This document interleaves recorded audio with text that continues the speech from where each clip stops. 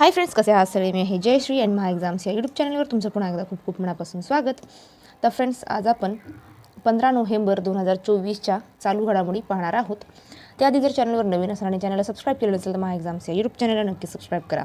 चला तर मग वळूयात आपल्याच्या पहिल्या प्रश्नाकडे. तर प्रश्न आहे, जपान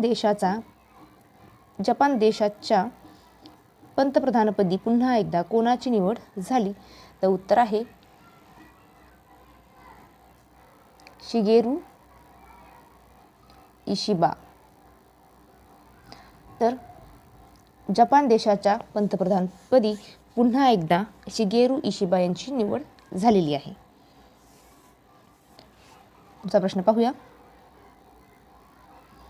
प्रश्न आहे, 55व्या आंतरराष्ट्रीय फिल्म फेस्टिवल 2024 मध्ये सत्यजित रे लाईफटाईम अचीवमेंट पुरस्कार कोणाला प्रदान करण्यात येणार आहे? तर उत्तर आहे फिलिप रोजर नॉयस. सत्यजित रे लाईफटाईम अचीवमेंट पुरस्कार 2024 फिलिप रोजर नॉयस यांना प्रदान करण्यात येणार आहे. पुढचा प्रश्न पाहूया. प्रश्न आहे, 2024 मध्ये कितवी आंतरराष्ट्रीय पर्यावरण परिषद अझरबैजान देशात होणार आहे? तर उत्तर आहे 29वी. तर 29वी आंतरराष्ट्रीय पर्यावरण परिषद अझरबैजान देशात होणार आहे.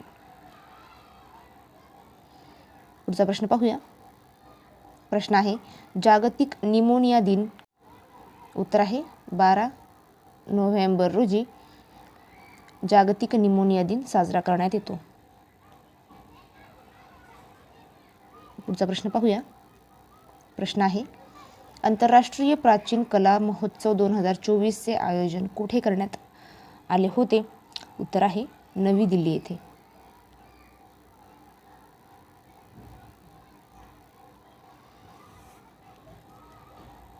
पुढचा प्रश्न पाहूया. प्रश्न आहे, आंतरराष्ट्रीय हॉकी महोत्सवच्या अध्यक्षपदी कोणाची निवड झाली? तर उत्तर आहे मोहम्मद तय्यब इक्राम. हे पाकिस्तानचे नागरिक आहे. तर आंतरराष्ट्रीय हॉकी महोत्सवच्या अध्यक्षपदी मोहम्मद तय्यब इक्राम जे पाकिस्तानचे नागरिक आहे यांची निवड झालेली आहे. पुढचा प्रश्न पाहूया. 55व्या आंतरराष्ट्रीय चित्रपट महोत्सव 2024 कोणत्या राज्यात आयोजित करण्यात येणार आहे? उत्तर आहे गोवा आणि कालावधी असणार आहे 20 ते 28 नोव्हेंबर.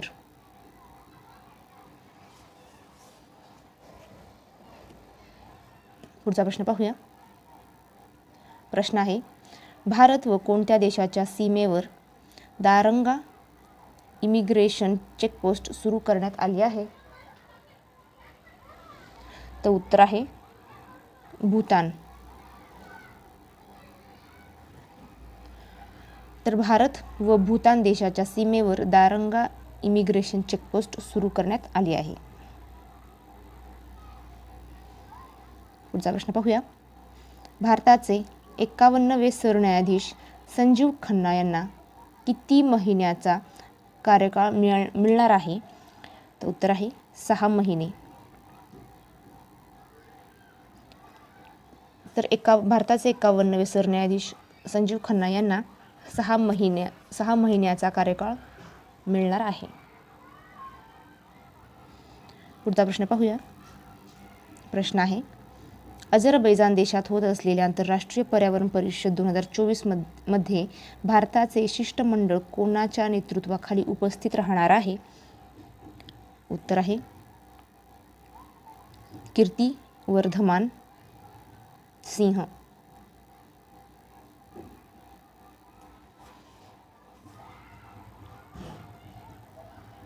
पुढचा प्रश्न पाहूया. प्रश्न आहे, कोणत्या राज्याने पद्म पुरस्कार विजेत्यांना महिन्याला 30,000 रुपये देण्याची घोषणा केलेली आहे.